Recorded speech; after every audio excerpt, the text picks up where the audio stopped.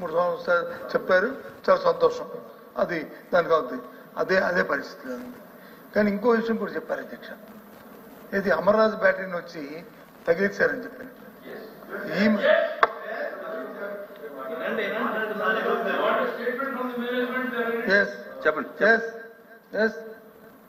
నేను అని చెప్తాను అని చెప్పారు అధ్యక్ష. ఈ మధ్య కాలంలో, ఈ 10 నెలల కాలంలో జేఎస్డబ్ల్యూ అనే సంస్థ జిందాల్ జేఎస్డబ్ల్యూ అనే సంస్థ ఆవిడ తగిలిస్తే వాళ్ళు వెళ్ళి మహారాష్ట్రలో 3 లక్షల కోట్ల రూపాయలతో వచ్చి వాళ్ళు ఎమ్మెల్యేలు చేసుకున్న అధ్యక్ష. ఈ 10 నెలల కాలంలో 3 లక్షల కోట్లతో. ఆ విషయం కూడా తెలుసు కదా, ప్రపంచానికి తెలుసు. కాబట్టి వాస్తవాల కంటే ఎవరు వెళ్ళిపోయారా, ఎవరు వచ్చారా, ఎవరైనా ఒక ఇండస్ట్రీ ఒక పరిశ్రమ పెట్టాలంటే ఎన్విరాన్మెంట్లు, వాళ్ళకి వచ్చిన అవుట్పుట్లు, అక్కడ ఉన్న పరిస్థితులు, కనెక్టివిటీ, అక్కడ ఉన్న పరిస్థితులు చూసుకొని పెడతారు అధ్యక్ష. ఈ ప్రభుత్వం చేయమని అధ్యక్ష, చేసి చేయమని. గత 5 సంవత్సరాల్లో యావరేజ్ 15,000 ఉద్యోగాలు వచ్చి మా ప్రభుత్వం వచ్చింది. లెక్కల దగ్గర ఉన్నాయి.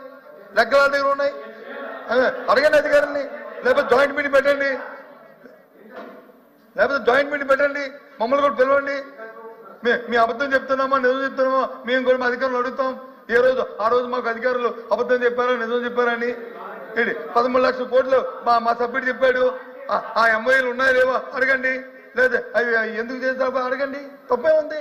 నేను అంటుంది కంటిన్యూ, మీరే మీ మాటలో చెప్పారు. అవి కంటిన్యూ ప్రాసెస్. దాన్ని వచ్చి అవి అచీవ్ అవ్వడానికి వాటిని చేయడానికి వచ్చి మన ప్రభుత్వాలు ప్రయత్నాలు చేయండి. ప్రయత్నం మీకు కోరుతుంది అదే కదా. అంతేగాని మేమేం బురదల్లడానికి మేము మాట్లాడట్లేదు కదా. దయచేసి ఒక పాజిటివ్ లైన్లో, ఒక గుడ్ లుక్స్తో ఈ ప్రభుత్వంలో ఈ రాష్ట్రాన్ని ఆర్థికంగా మీరు అటు ప్రభుత్వం కానీ లేదా ప్రతిపక్షం కానీ లేదా మీరు ప్రతిపక్షంలో మీరు ప్రభుత్వంలో మీరు ప్రతిపక్షం కానీ ఏ రకంగా దీన్ని అభివృద్ధి చేసుకోవాలి, ఏ రకంగా పాలసీని డిసైడ్ చేసుకోవాలి, మూడో వాడికి వచ్చి థర్డ్ పర్సన్కి వచ్చి మనం ఏదైనా ఎన్విరాన్మెంట్ కల్పించుకోవాలి ఈ ప్రభుత్వం అని చూసుకోవాలని మా తాలూకు తపన, మా తాలూకు ఒక బాధ్యత, ప్రతిపక్ష బాధ్యత, మా తాలూకు బాధ్యత. అది మేము ఆ పనే చేస్తాం తప్ప మేము బురదల్లడానికి ప్రయత్నం చేయట్లేదు. దయచేసి ఫైనాన్స్ మినిస్టర్ గారిని వచ్చి ఈ శబ్దాలు దొరుకుతుందంటే అమరావతి బ్యాటరీ ఎందుకు వెళ్ళిపోయిందో, లేదా నిందాల ఫ్యాక్టరీ ఎందుకు వెళ్ళిపోయిందో, సంస్థ ఎందుకు వెళ్ళిపోయిందో ఇక్కడ డిస్కషన్ అనవసరం. ఈ వాంట్ డిస్కస్ అయితే వారు మాట్లాడిన తర్వాత మాట్లాడతారు అధ్యక్ష. మాట్లాడండి.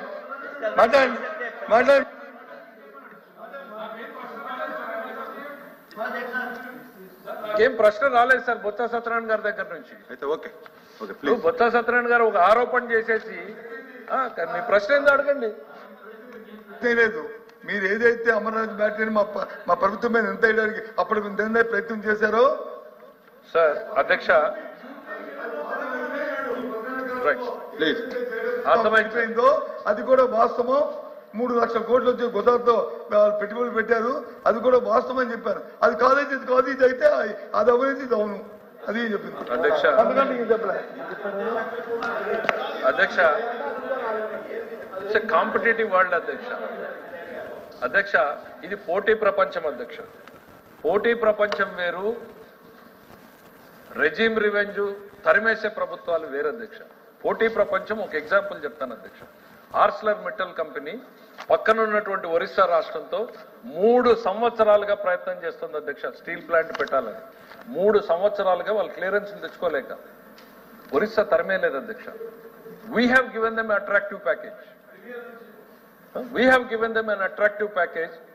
లోకేష్ గారు మాట్లాడి ఒక లీడ్ అందింది అధ్యక్ష. Arcelor Mittal is trying to locate other options consider చేస్తోంది అన్నట్టు ఆప్షన్ వస్తే సేమ్ డే అపాయింట్మెంట్ వాళ్ళు ఇవ్వకపోతే మాకు జూమ్ కాల్లో అయినా మీరు జాయిన్ కాండి, మా ఆఫర్ వినండి అని లోకేష్ గారు ప్రయత్నం చేశారు అధ్యక్ష. ముఖ్యమంత్రి గారు కూడా లేదు అధ్యక్ష ఆ రోజు టైం.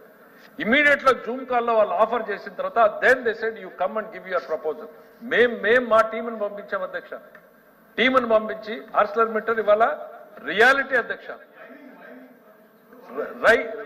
ఇదే రియాలిటీ.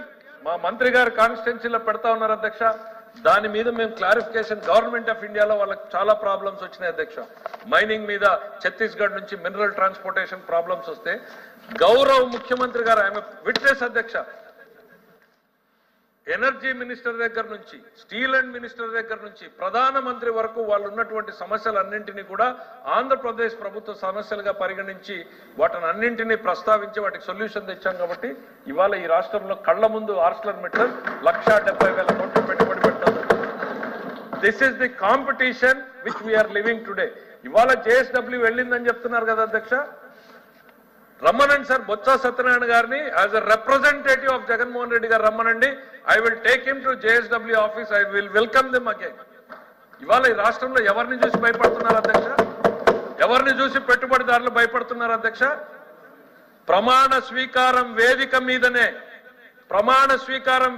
మీదనే ఆ రోజున పీపీఏలు రద్దు చేస్తున్నామంటూ మొత్తం ఎనర్జీ రంగాన్ని కుప్పగొల్చినటువంటి నాటి పాలకుల్ని చూసి ఇవాళ ప్రభుత్వం ఇన్వెస్టర్లు భయపడతా ఉన్నారు అధ్యక్ష.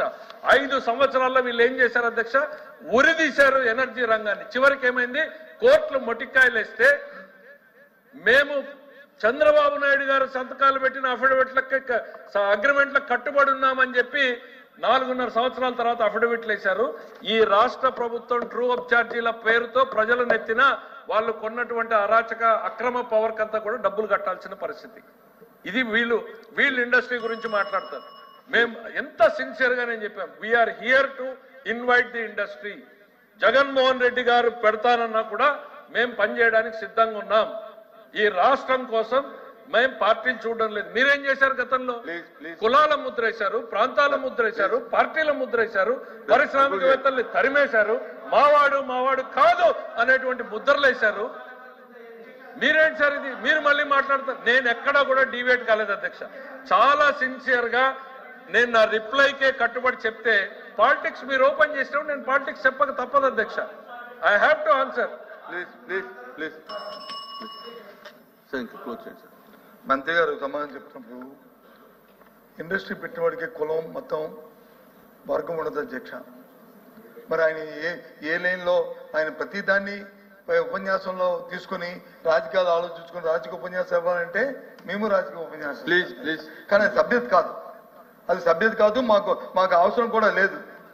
ప్రజలకు తెలుస్తాయి అవి ఏం జరుగుతుందో ఏం జరగబోయేదో. ఏదైతే గొప్పలు చెప్పుకుంటున్నా పరిస్థితి మన ప్రధానమంత్రి విశాఖపట్నం వచ్చారు అధ్యక్ష, ఫౌండేషన్ వేశారు అధ్యక్ష. తాలూకా ఏవైతే వేశారో ఆ గ్రీనెన్స్ కి ఎవరో ఏం వచ్చారు అధ్యక్ష? ఎవరు దానికి ఎంకరేజ్మెంట్ చేశారు అధ్యక్ష? ఎవరు దానికి వచ్చి దాన్ని ఇనిషియేట్ చేశారు అధ్యక్ష? ఏ రకంగా ప్రధానమంత్రి గారు వచ్చి ఫౌండేషన్ వేశారు అధ్యక్ష? ఇది ప్రపంచానికి తెలిసింది. అది మన ప్రధానమంత్రి గారు వైజాగ్ విశాఖపట్నం వచ్చి ఏటికి ప్రసంగిస్తామని చేశారు. మీకు తెలియదా ఏంటి? వాటికి ఎవరు చేశారు అధ్యక్ష? ఏంటి ప్రభుత్వం 10 రోజుల్లో వచ్చి అన్ని ఎన్విరాన్మెంట్ క్లియరెన్సెస్ అన్ని అడ్మినిస్ట్రేటివ్ క్లియరెన్సెస్ అన్ని వస్తాయి అధ్యక్ష. మేము చేయలేదు అధ్యక్ష. అది ప్లీజ్ అది సార్ కియా మేము తీసుకొచ్చామా? కియా ఇవన్నీ ఎందుకు సార్? అధ్యక్ష ఇంకొక రోజు దీని మీద డిస్కషన్ పెట్టండి అధ్యక్ష. మాకేం అభ్యంతరం లేదు. అయితే రైల్వే జోన్ భూమి కూడా ఇవ్వని వాళ్ళు ప్రధానమంత్రి వచ్చి శంకుస్థాపన చేస్తే మా ఘనతని చెప్పుకుంటున్నారంటే దండం పెట్టాలండి. ఎట్లా అండి? ఎట్లా ఎఫ్ఎం గారు సార్ మీరు ఇక్కడ ఎక్కడో ఎందుకు సార్? పర్మిషన్ మేము పంపించాం పదండి అధ్యక్ష. సార్ 5 సంవత్సరాలు ఎందుకు వెళ్ళలేదు ఫౌండేషన్? చైర్మన్ గారు ప్లీజ్ 5 సంవత్సరాలు ఫౌండేషన్ ఎందుకు? చైర్మన్ గారు సార్ ప్లీజ్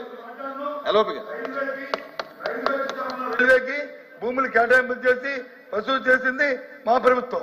మేము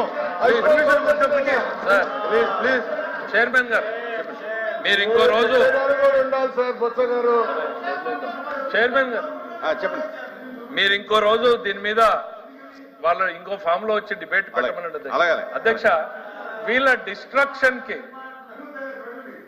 డిస్ట్రక్షన్ కి మనమున్న అమరావతి కళ్ళ ముందు కనపడుతున్నటువంటి సాక్ష్యం అధ్యక్ష.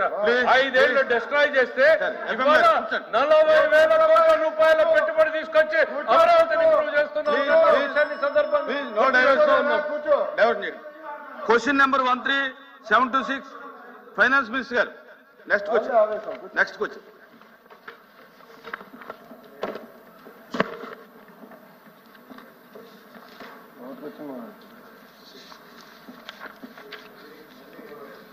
అధ్యక్ష, total borrowings of the government మీద ఉన్నటువంటి ఈ ప్రశ్నకు సమాధానం ఏ అండ్ బికి కలిపి ఇవ్వడం జరిగింది అధ్యక్ష.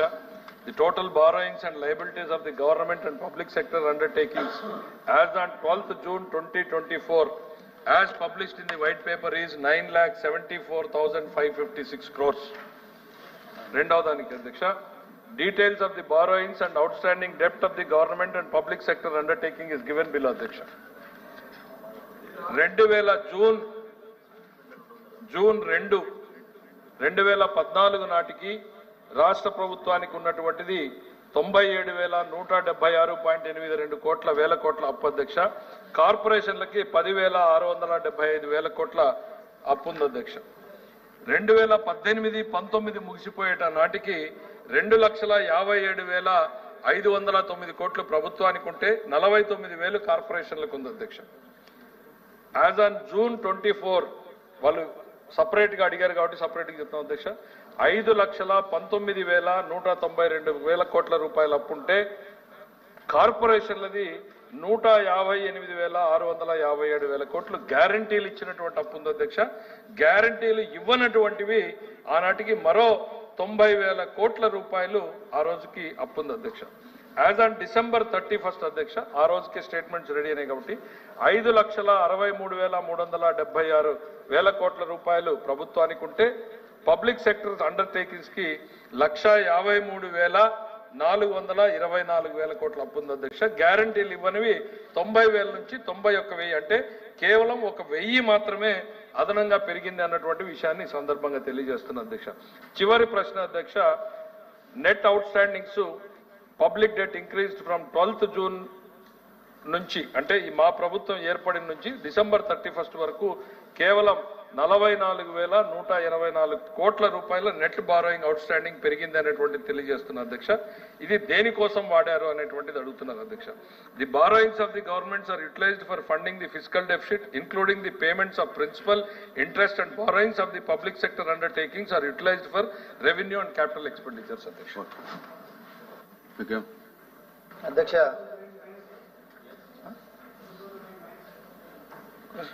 అధ్యక్ష గౌరవ మంత్రి గారు ఇచ్చిన వివరణలు అధ్యక్ష, రాష్ట్రం విడిపోయే నాటికి 97,000 కోట్ల రూపాయలు ప్రభుత్వం అప్పు, కార్పొరేషన్ 10,000 కోట్లు అని చెప్పారు అధ్యక్ష. దీంట్లో అదేవిధంగా 14-19 మధ్యకాలంలో వచ్చేసేపటికి దాదాపు ప్రభుత్వం కార్పొరేషన్ కలిపి 3,06,950 కోట్ల రూపాయలు అప్పు ఉందని చెప్పి